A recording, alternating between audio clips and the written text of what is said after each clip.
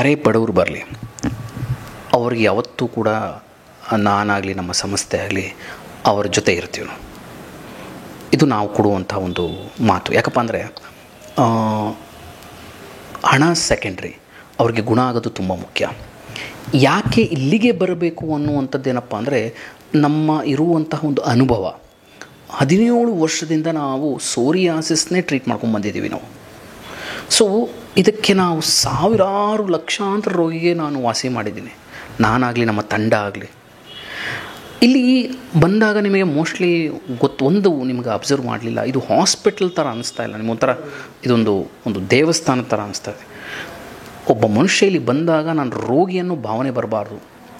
So ಈ ಒಂದು ಕಾರಣಕ್ಕೆ ನಮ್ಮ ಒಂದು ಅನುಭವಕ್ಕೆ ನಾವು ಈ ಕೊಡುವಂತಹ ಒಂದು ರಿಸಲ್ಟ್ಗೆ ಅವರು ಚೂಸ್ ಮಾಡಬಹುದೇ ಹೊರತು ಇನ್ಯಾವುದೂ ಅಲ್ಲ.